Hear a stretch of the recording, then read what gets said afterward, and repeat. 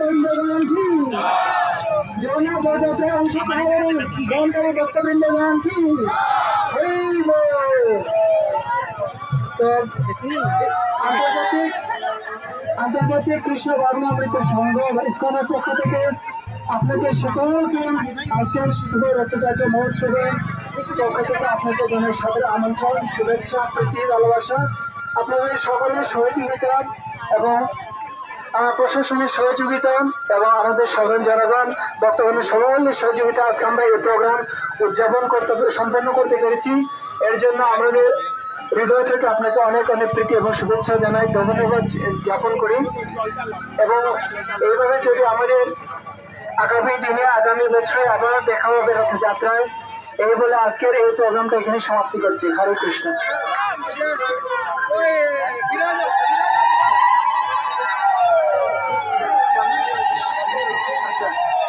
হরে কৃষ্ণ। তো সকলকে আবার অবগতির জন্য যাচ্ছি, আগামী সোমবারে ফিরারত যাত্রা হবে।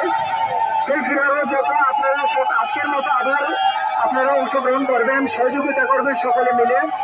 ফিরারত যাত্রা হবে 7 তারিখ, আগামী 7 দিনের পর, অর্থাৎ সোমবারে 7 দিন পর, 9 দিন দেয়। কত তারিখ?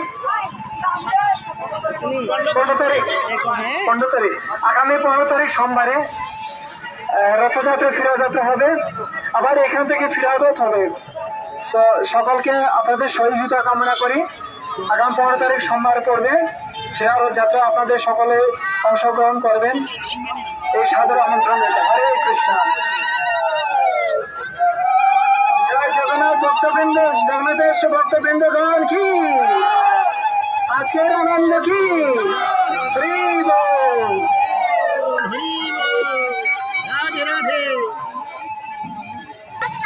देखो देखो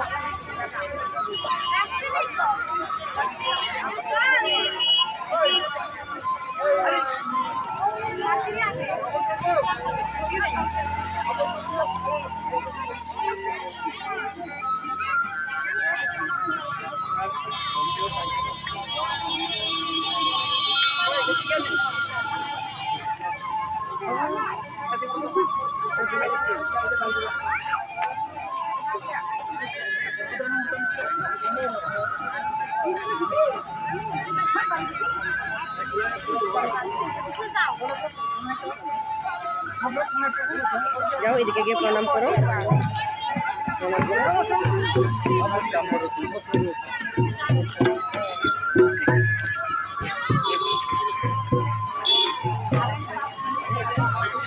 তো বন্ধুরা রথ দেখে চলে আসলাম বাড়িতে।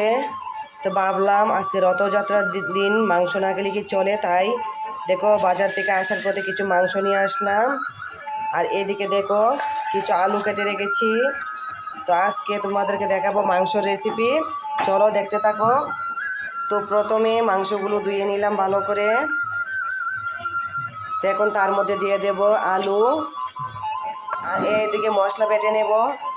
তো এখানে কিছু আদা নিয়েছি, নিয়ে নিলাম কিছু রসুন, তো নিয়ে নেব কিছু কাঁচা লঙ্কা, তো সবগুলা বেটে মিহি করে নেব। তো এদিকে দেখো মশলাগুলো বাটা হয়ে গেল। এখন এগুলো দিয়ে দেব, বাটা মশলাগুলো দিয়ে দেব কিছু পেঁয়াজ কুচি।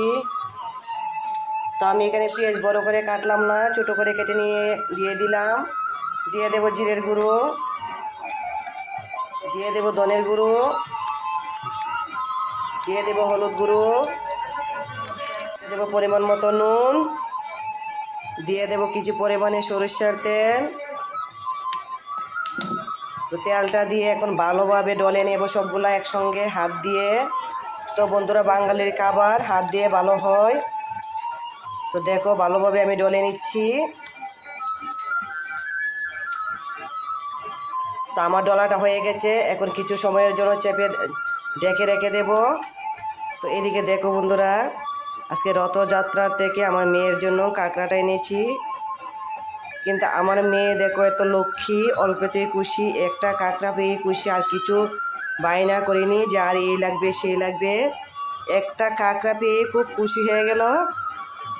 তো বন্ধুরা কারেন্ট চলে গেল, মনে হচ্ছে বৃষ্টি আসবে।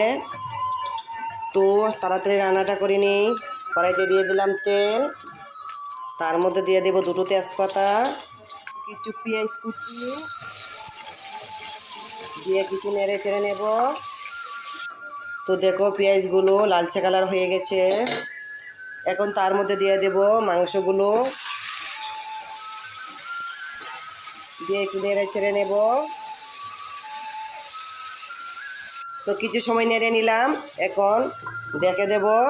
কিছু সময় পর চলে আসছি। তো কিছুক্ষণ পর চলে আসলাম, ঢাকাটা তুলে দেখি কেমন হলো। তো দেখো প্রচুর জল বেরিয়েছে। তো বন্ধুরা, তোমাদেরকে বলেছিলাম যে বৃষ্টি মনে মনে হয় বৃষ্টি আসবে, তো বৃষ্টি চলে এসেছে অলরেডি।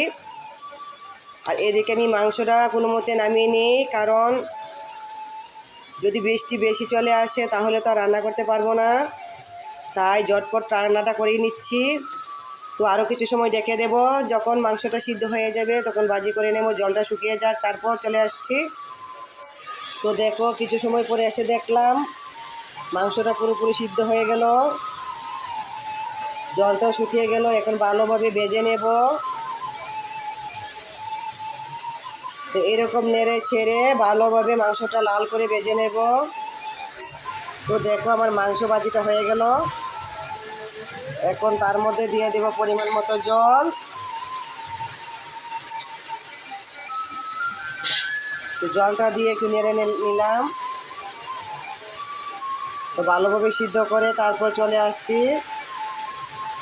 তো জলটা এই পরিমাণে দিয়েছি, তোমরা আরও কম খেলে কম দিতে পারো, বেশি খেলে বেশি দিতে পারো। তো এর থেকে বেশি দিলে ভালো লাগবে না, তার জন্য আমি এতটুকু দিয়েছি, সিদ্ধ হয়ে ঠিকঠাক হয়ে যাবে। তো বন্ধুরা দেখো আমার মাংসটা পুরোপুরি রেডি, কি সুন্দর হয়েছে। তো একটু ঝোলটা দিয়েছি, কারণ আমার ছেলে মেয়েরা একটু ঝোল খেতে ভালোবাসে, তার জন্য। তো এখন নামিয়ে নেব। মশলা বাটা দিয়ে গরম মশলা বাটাগুলো দিয়ে দিলাম, একটু নেড়ে নেব। তো এখন নামিয়ে নেব। তো বন্ধুরা এখন মাংসটা নামিয়ে নিলাম, দেখো কি সুন্দর লাগছে। তো ভিডিওটা বেশি বড় করলাম না, এখানে শেষ করলাম। টাটা।